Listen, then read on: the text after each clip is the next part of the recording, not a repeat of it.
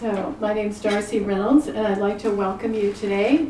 This is a group of 4 women composers presenting our original music, and we are presenting piano trios plus one piece that has percussion. And this first piece, Tangria, was something that I wrote being influenced by the Argentinian tango, so it has 4 different movements. And it would be great if you would hold your applause until the end of the piece. So what I'd like to do is just to talk to you a little bit about tango and the quality. So as you're listening to the piece, you'll have some things to listen for. And I seem to have lost my piece of paper that had all my notes on it. So I'm going to get that and be right back with you. You're stuck inside the percussion. You got yourself. They're also a comedy troupe. Unless you want to. Well, that's really fun. Okay, so we're going to start with, Jess, I'd like to start with, first of all, talking about how tango very often alternates between very lyrical and then very percussive.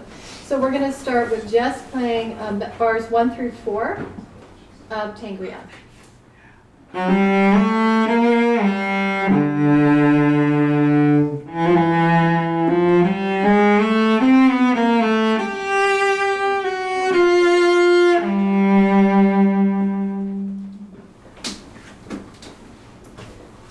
So then, you can see that's a very lyrical opening, but then what we're going to have is a very percussive marking that occurs in the piano, and it defines the harmony, and it really creates the driver.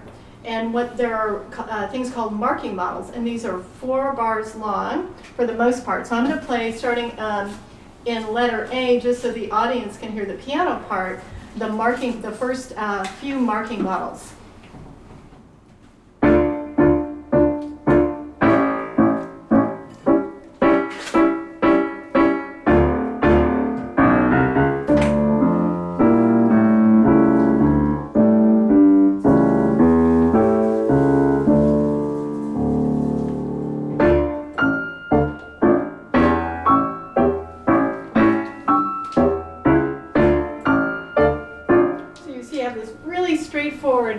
Rhythmic background, but it's constantly varying. So what I'd like to do is to now have the violin and cello play at letter A so they can hear it in the context. 1, 2.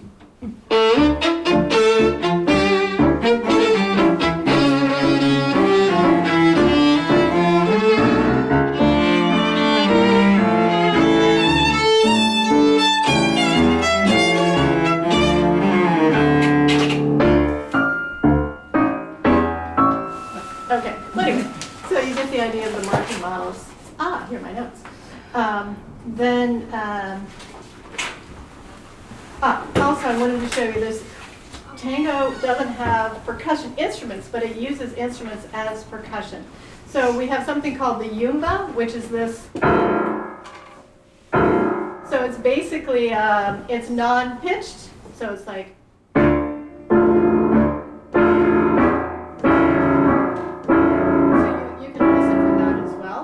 And then we also have the whip, so could the violin play the whip in bar 69? So super, and then also could you, Irene, could you play a chichara?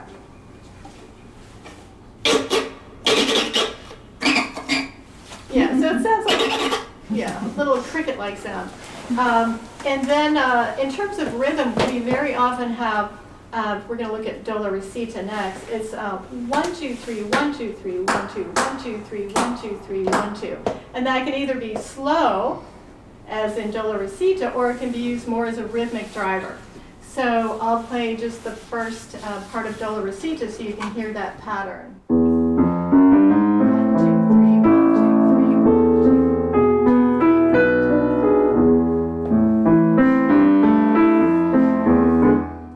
Hear that pattern of 1 2 3 1 2 3 1 2, And very often, for example, in the violin part, rather than just having a single grace note, there's groups of grace notes. So in the second bar, so I'd like to play the beginning of Dolorosita, and then you can listen to the violin playing those special kinds of tango grace notes.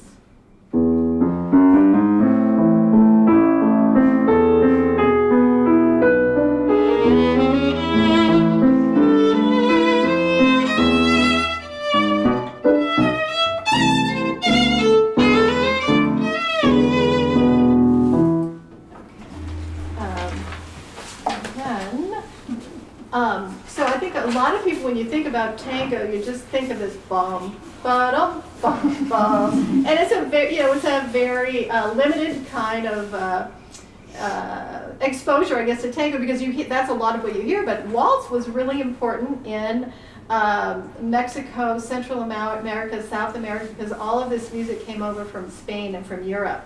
So when you listen to their music, you hear a lot of waltz and also in the tango. So we're going to just take a look at the first 4 bars of tango, just be violin and piano.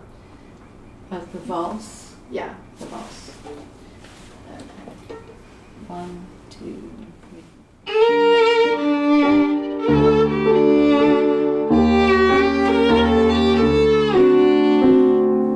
So you can see, anyways, you're going to be listening for the 1, 2, 3. And then the other thing about tango is it tends to be really orchestral for the piano. So we're all over the entire keyboard.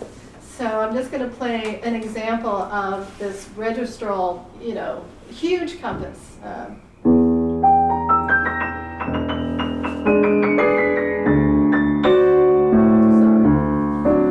I didn't get that quite right.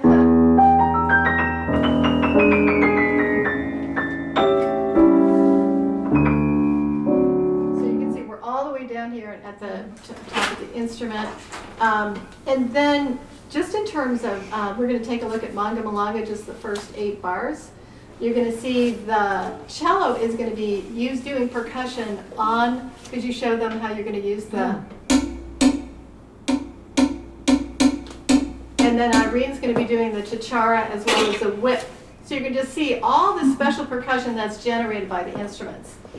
Okay, so here we go, and... Oh, it's on the top? Ready.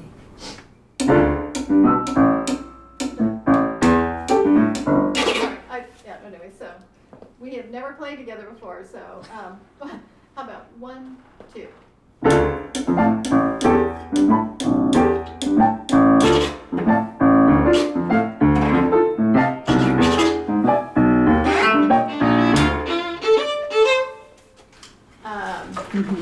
So, and then there's, again, 3 + 3 + 2 in the Bordeneo.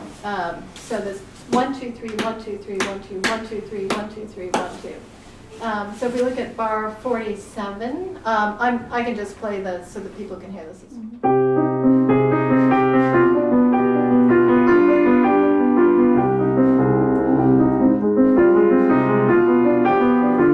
you can hear that left hand, 1, 2, 3. So just to be listening for that, I think that, just like a little introduction for things to listen for in tango, and I hope you enjoy this.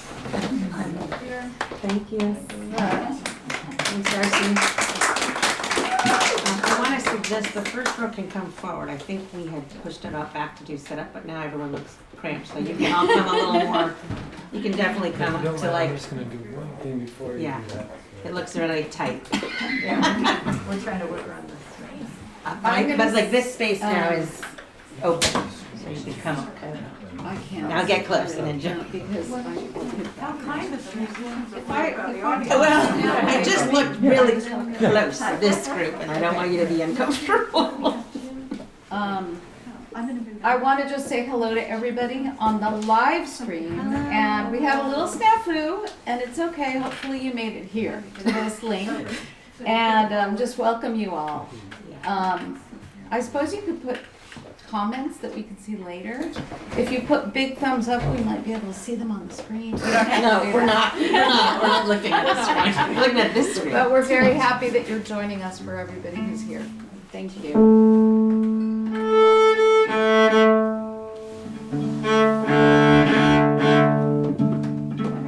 Let's just say they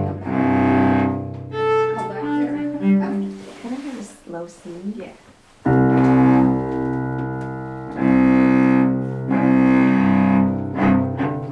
I want to check the LED.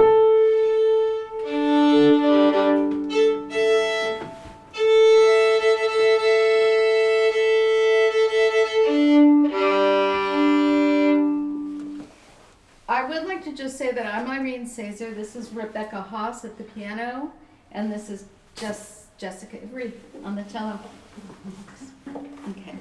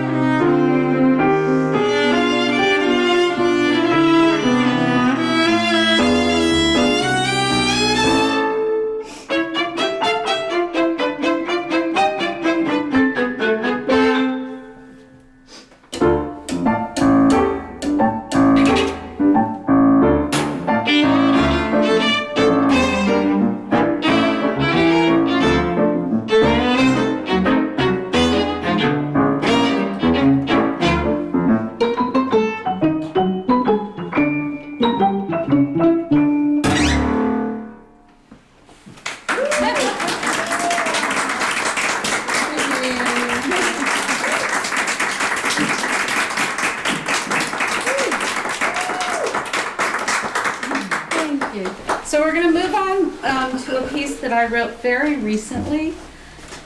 The timing worked out that I wrote this piece for this group and this concert at an interesting time. So I started the piece the day after our November election.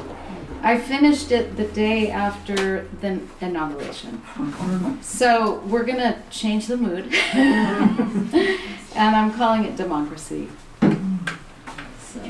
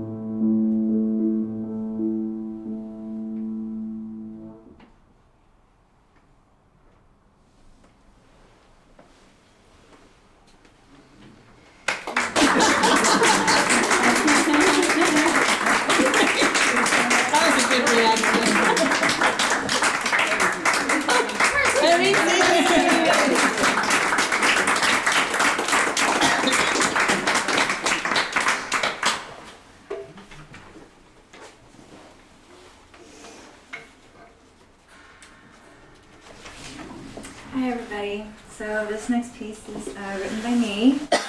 My name is Lillian Yee. Nice to meet you. Hey Joyce. Yeah, great. So yeah, I'll be playing percussion and conducting as well. Can you guys see me? Yep. Okay. All right. Cool. All right. It's another light one on the program, right? Sorry? It's another light piece on our program called The yeah. Fragmentation of Man. Yes. You could read more about how happy it is in the program notes. Sorry. Waste your time talking.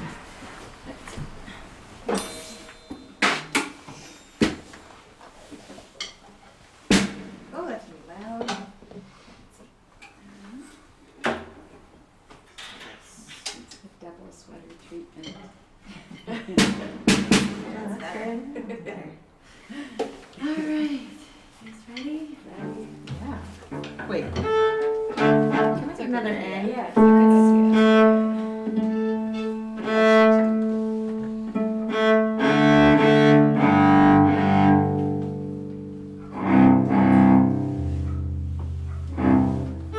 Let's see if this works.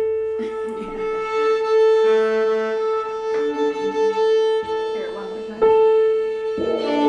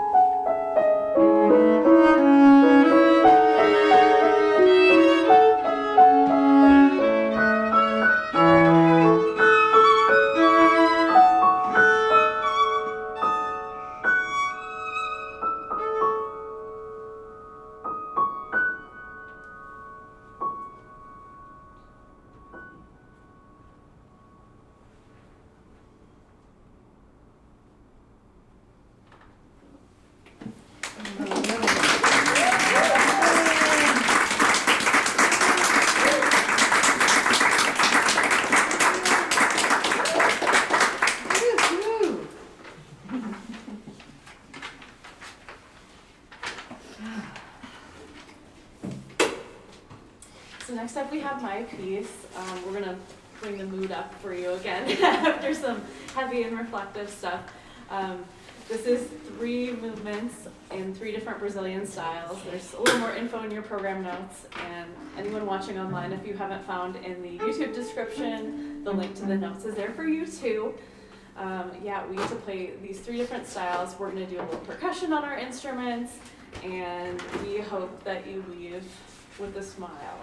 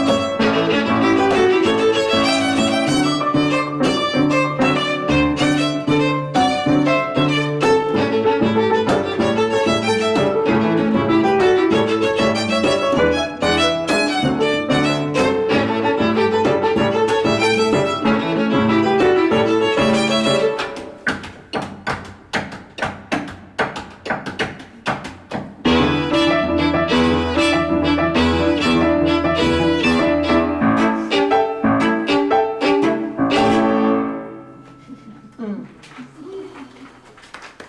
think that's it. One more movement. That's not it. She's done. Irene is ready. Here's the thing, I was just so happy. I was like, oh, really happy. You'll be even happier Final after this movement. samba. Thank you for coming. This is the encore. This is the encore movement. The samba. There you go. This is my favorite movement. Oh my gosh. Okay, that is hilarious. Okay. Lillian did mention we are also a comedy troupe. Sorry about that. Okay. 1, 2, 1, 2.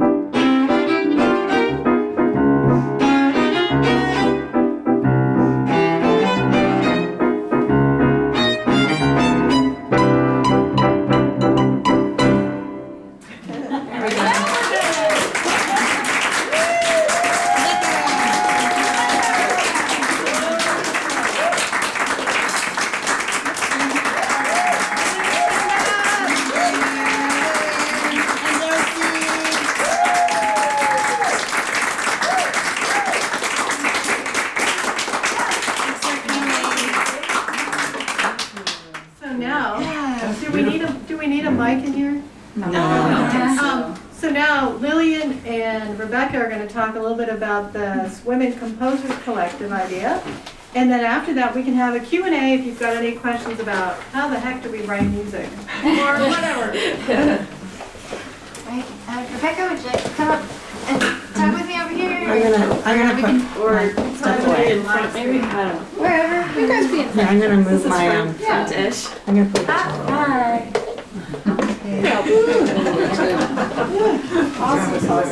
Turn my back. Sure. Something like this. Something like this? Yes. Take it away. Hi, everybody. My name's Lillian Yee, and I was one of the composers. This is Rebecca. Yep. And we have co-founded alongside with D'Arcy Women Composers Collective, officially called International Women Composers Collective, and we're a two-person board. And we just started this year, and so we're a very fresh group. These are our first events. Yes. Thank you for being a part of it. Yeah. So we're very, very happy to be here, and thank you to D'Arcy for having this venue for us as well. And so, yeah, if you're interested in what we do, we would love to welcome more women to write with us and to play with us. I know Joyce is a composer as well, so and she's having a album release actually coming up very soon. That's exciting. So so there's a lot of us, and we don't get represented fully in ways that we feel satisfied with. So we decided to just do it ourselves. Anything you wanna add? Echoing everything Lillian said, there's lots of great composers out there that are all the guys that you would expect, and like we've heard them and we love them too, but like it's so special to have composers in the room with you and be able to share music, as a composer, as a player, and just to like actually be in the room with you and share this. So this is very special. Thank you all. And we're alive, we're not dead. We're alive!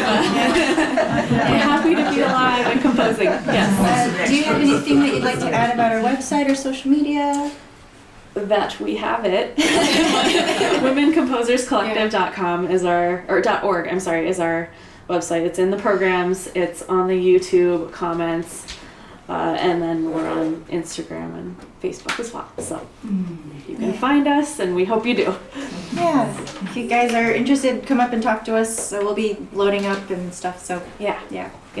And if there are any Q&A things, we can answer up the these floor for things. that, yeah. We can get Irene back too. We can have a Q&A, and then there's also a reception to follow. So there'll be a little reshuffling of the chairs then.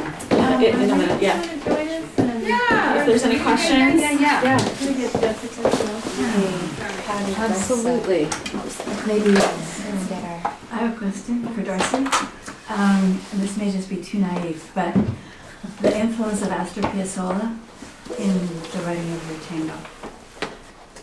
Well, he's an influence on so much of tango, the idiom and the inclusion of jazz harmonies and that kind of thing. So he really made a shift in terms of, I don't want to call it, advancing the tango harmonically and everything. So it's much more inclusive than much more conservative earlier tango before he came. But I studied tango at Reed College with Argentinian composers and performers. Went up there a couple of summers in a row, and then I studied with several Argentinian tango masters. So all that comes from a lot of study and wonderful books that are produced by Tango San Fen. So we can talk further about that, all the resources that are out there. Thank you. Yeah. How did you all find each other? Oh boy. Okay, so I went to a workshop. It's like a Brazilian music workshop at the California Jazz School, and I met D'Arcy there, and that's how it all started. And then I invited Rebecca. And Lillian and I knew each other from California Brazil Camp, which is like 2 hours north of here, and just kind of the Brazilian music community in the East Bay. And I knew Irene kind of through that too. And Irene and Jess had played together for years in the Real Vocal String Quartet. So we're all kind of weaving a web of being connected here. Yeah. Well, cool. Thanks for coming. Thank you so much for I think coming. we have refreshments too. I wonder if I could make a comment. Yeah. So from a non-player's perspective, my father was a musician, and I grew up in England, in London. And in the 60s, there was a lot of continental influence, but a lot of jazz and a lot of Rio de Janeiro jazz, you know, Ipanema, Anthony Ipanema and so forth. And I was just taken back with your beautiful violin and cello, and I was taken back to sort of the 30s and, you know, these sort of smoky places, dance halls, where the two continents came together, jazz and classical and waltz, and just was so evocative. I think it's a really interesting thing because, you know, history affects music and music that's creative. And so one of the things that's true about at least some of these styles of music that have now come even closer with classical music come from people of color, come from people who started out in Africa. There have always been some influences on European music, but that's very interesting to me. And a lot of what we played today has connections with dance too. So.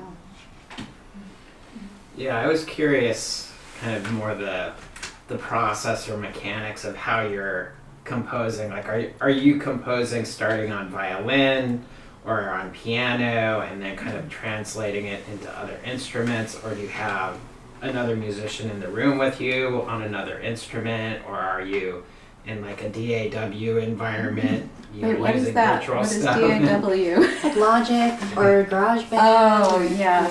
Digital Yeah, I started this piece on GarageBand because I generally start improvising no matter what, but I think we talked about this the other night too. Like for me, I can start a piece from almost anything musical. It can be from a rhythmic idea or a lyrical idea. And I play a little bit of piano. This was the first piece I wrote ever for piano. And I did the beginning of the piece was, it really came right from an improvisation that was directly related to feelings. Very, very emotional. My piece, I would say there was a big emotional process that I was going through at that time that's very much represented in the music. I don't know if in my piece, if you could catch that there were like these chaotic places or really intense places, but then there was always this rest place coming back. And I was really emotionally feeling that. And it kind of showed up. I mean, there's something magical about any art where writers say that, you know, they listen to the characters, and so that's my story. What about you guys? I tend to compose a lot at the piano, being a pianist, and I've written a lot for piano over the years because it's convenient to write for yourself, and I like my own instrument, but I also like writing for other instruments. I don't usually write with someone else in the room or anything like that. I'm just kind of thinking about what different instruments sound like and maybe just what a piece needs, because I've written things for piano and then later the pieces sort of told me this isn't a piano piece, this is something else, this is saxophone, this is flute, whatever. And I've definitely taken piano pieces and arranged them for trio or arranged them for larger ensembles, and I like a lot of it. Yeah. Want to speak to that? So every piece is different in terms of the inspiration for it. Sometimes they'll start with a rhythmic idea, sometimes there'll be a melody in my head, sometimes it's harmony, and that can inform, like I can take like a 2 to 4 bar montuno and then just extrapolate that out to create a piece. But I do always hear the instruments in my head, you know, that I'm writing for. It's just something, all of that comes at the same time. And as I was saying the other day, it's like Ravel always wrote for the piano, and then he would orchestrate, you know, and that's not how I work. You know, I'm just always hearing other instruments. So, so that's my process. Yeah, great question. Yeah, my process. So I'm also a singer-songwriter, and so it really depends on what I'm hearing at the time. So like, I could just be walking through a grocery store and I have this melody in my head, and it might have words, or I might think it's for some like a violin, but actually maybe later on it'll be good for a sax or something, you know. And so I'll record it into my voice memos, and then I'll transcribe it onto paper, or to a notation software, or to GarageBand. So it really depends on what comes first. Yeah. I have one more thing that I've always wondered, like, we have all these technological helpers now, and how did Mozart do it? And how did Bach do it? I want to interview them. They scribbled a lot, I think. They scribbled really fast to get down the ideas. But or they maybe just some of memorized them them- well, I don't know. Yeah, maybe some of them heard all the things in their At the head same time, already. yeah. That happens to me You know, too. in Yeah. my Yeah. in my early training, I don't know if this was the true for all of you, but my teacher had me copying scores out because that's how the great masters learn. Oh, They would yeah, copy yeah. out the scores, so I spent a lot of time doing that, and I have my students copy out the scores just to learn the skill of doing that. And then you're able to start hearing more and more instruments in your head, and And I've had experiences. I was at a music residency once, and I was on this walk, and I was thinking, am I cheating because of this technology? And then I rationalized that if Bach were alive today, he would be using all the tools. For sure. That are I agree. Yeah, and for me too, like I have a lot of used up napkins that have my scribbles on them too, and then I'll put them into my computer. So You've got to Anyway. save that for your museum someday. frame them. Yeah. Thank you. And then how often do you play together? Oh, two more questions. Oh, well, Yeah. oh, go ahead. Michael. Yeah, well, so you both mentioned using GarageBand. I thought GarageBand was kind of like a spatial plug and play. Does it notate now? They got it notating? No, it's just recording. No, right? it's just for Just recording, but you recording, can record different live tracks. stuff and okay, I just Yeah. Yeah, I think you can also take GarageBand into Logic, which does have notation. Right, It's I've not the never greatest, done but that. it does if you want. I've been using StaffPad, which works really well. What is that? StaffPad, Oh, and it has live orchestral samples and things like that, so you can Wow. actually listen to what it. And it's pretty vast right now. It's also pretty simple. They guys came out of another notation software that got too thick, Yeah. so it works really well. It's interesting. Thank you. So how often do you guys play together, and does that influence the composing? This is our first round of working together. So So we just had rehearsals in advance of the concert. yeah. Like maybe We also did a show at Throckmorton. Throckmorton Theater in Mill Valley on Wednesday. So we got to kind of too close to each other, which is nice. But yeah, we want there to be more. Yeah. Yeah. I can totally have like 3-4 rehearsals. Is that right? We did not have enough. I think Yeah. we We did not. I mean, never we enough did, but we rehearsals. didn't. Scheduling is four or hard. five. Yeah, we had to work very efficiently, and we had to do a lot of our own practice. But I think it does help. Like Jess and I played for a decade together in a quartet, real vocal string quartet, and Rebecca and I are playing together in a Brazilian quartet.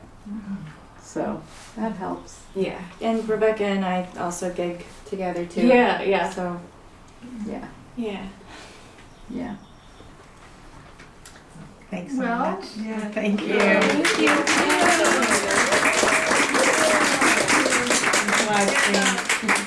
We're going to have the dessert table over here and so on. So, but I really appreciate your coming today, and we look forward to having more concerts like this. So I think we can end the live stream. Yes. It's up to you in your live stream. And then we're going to Thanks, clear everything everyone. out so there's room for Bye. food and standing around and talking, etc. All right. Thank you so much for listening. Yes, thank you.